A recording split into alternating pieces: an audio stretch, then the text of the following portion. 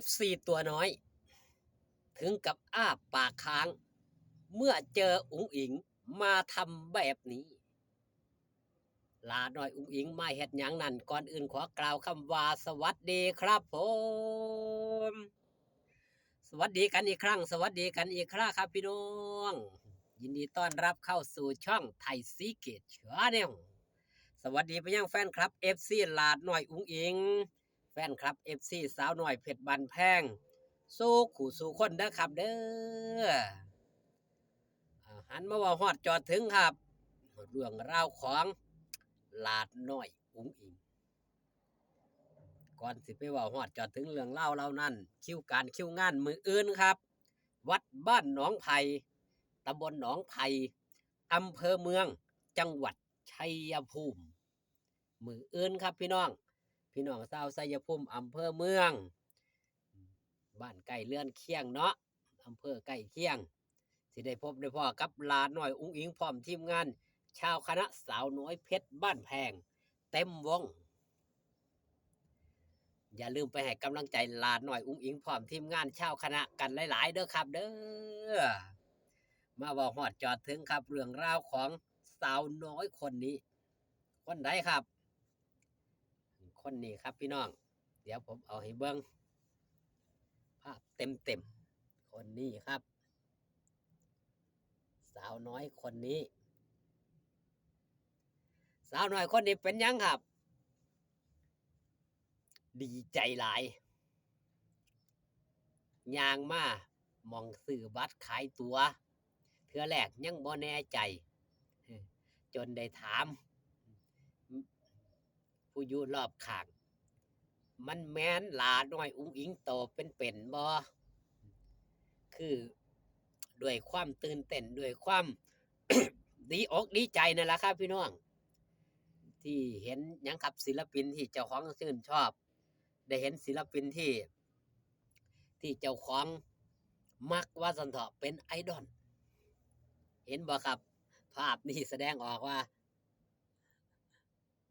ถึน้องถึงกับอ้าปากค้างว่ามันใช่แม่นดังที่คิดไว้นี่แหละครับเด็กยุคใหม่แฟนคลับ FC รุ่นใหม่ที่เขามาสัมผัสกับโตกับตนหลานน้อยอุ๋งอิงสมัยเก่าสมัยแก่เฮาสิได้ยิน FC รุ่นนำหมากกระจายนั่นคือ FC หลานน้อยอุ๋งอิงครับในช่วงแรกเริ่มเดิมทีเลยแม่นบ่ครับพี่น้องเคยได้ยินฉายานี่บ่ FC น้ำหมากกระจายเรื่องผลโหวตเรื่องนั่นเรื่องนี้ FC หลายคนเพิ่นก็บ่ฮู้เรื่องนำเฮ็ดบ่เป็นว่าซั่นเถาะเพราะว่า FC หลานน้อยอุ๋งอิงส่วนมากมีแต่ผู้สูงวัยเนาะในช่วงแรกๆแต่ในยุคปัจจุบันเริ่มขยับขยายลงมาจนรุ่นโตน้อยๆดังเห็นในภาพนี่แหละครับนั่นคือพลังหัก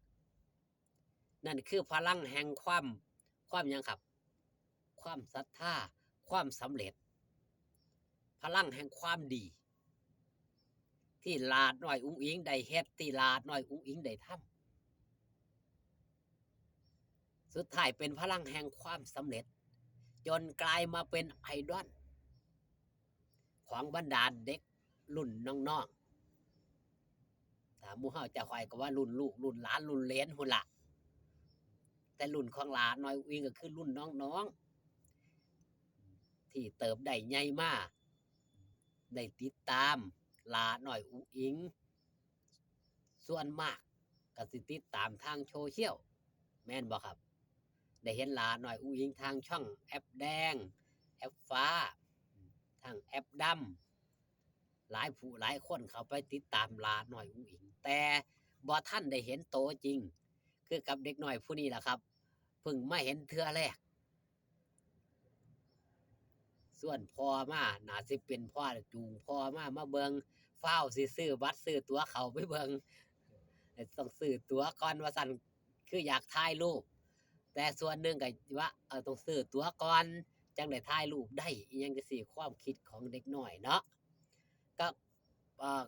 โดยความเป็นตาฮักโดยความเป็นตาแพงครับเด็กน้อยสิบ่มีจริตจักการอิหยังดอกก็คือฮักก็คือฮักครับหลงก็คือหลงผู้หลักผู้ใหญ่ก็ได้คอยบอกได้คอยสอนได้คอยแนะนำเอาเพิ่นจังเว้าตามคำโบราณว่าเด็กน้อยเปรียบเสมือนผ้าขาวเป็นเด็กน้อยบริสุทธิ์เอาอิหยังไปแปดเอาอิหยังไปเปื้อนก็เป็นแบบนั้นไปคือกับหลาน้อยอุ๊งอิงนี่ล่ะเป็นเด็กน้อยวัยใสเป็นเด็กน้อยบริสุทธิ์แต่งแต้มอิหยังครับแต้มบุญที่หลาน้อยอุ๊งอิงสั่งสมขึ้นมาได้ก็นั่นก็คือแต้มบุญแต้มวาสนาไผเห็นไผก็เข้ามาหาหลายคนณปัจจุบันตั้งฉายาว่าหลาน้อยอุ๊งอิงนี่เป็นนางกวักมหาเสน่ห์นางคัตตมาศเอาเงินนางพระเพียบเอาเงินโลดด้วยหยังครับแฟนคลับ FC มาหลายถ้าสินั่งย่องย่อหรือว่านั่งคุกเข่าจนว่าเข้าด้านหุ่นละครับ เพราะว่าพี่น้องมิตรหมอแคนแฟนหมอลำหลายผู้หลายคนก็ต่างมาจับไม้จับมือเนาะต่างอยากมาจับไม้จับมือให้ติ๊บว่าง่ายๆก่อนการแสดงเนี่ยเฉพาะติ๊บก็เต็มตะกร้าแล้วครับหนึ่งเดียวในโลกเว้าบ่ผิดผมว่าหนึ่งเดียวในโลกครับบ่เคยเห็นศิลปินบ่ว่าศิลปินลูกทุ่งบ่ว่าศิลปินหมอหลองหมอลำเป็นแบบนี้มาก่อน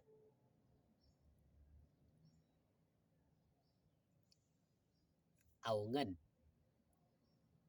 ต้อมใส่ตะกร้าจนเต็มตะกร้าใหญ่ๆจนเต็มบ่ธรรมดาครับถือว่าเป็นเรื่องที่น่าอัศจรรย์น่าคิดจังไดครับหลายคนว่าอุ๋งอิงเป็นใครยังบ่มีไผตั้งยังบ่มีไผสรุปแต่เว้าง่ายๆก็คืออุ๋งอิงเป็นคนที่มีบุญมีบารมีมีวาสนาเอาง่ายๆสั้นๆแค่นี้พอได้ใจความเนาะพี่น้องเนาะมื้อนี้ก็เป็นมื้อพักมื้อผ่อนหลาน้อยอุ๋งอิงเดินทางแต่สมุทรปราการจนถึงจังหวัดศรีสะเกษก็สิพักอยู่1คืนมื้ออื่นก็สิมาพบพ้อพี่น้องป้องปายทางกำจังหวัดชัยภูมิอย่าลืมอย่าพลาดไปให้กำลังแรงเชียร์แรงใจหลาน้อยอุ๋งอิงพร้อมทีมงานชาวคณะสาวน้อยเพชรบ้านแพงกันหลายๆเด้อครับเด้อคลิปนี้ฝากตอนเอาไว้แต่เพียงส่ำนี้อยู่ดีมีแห้งครับสู้ขู่สู้คนพ้อกันคลิปหน้าสบายดีครับผม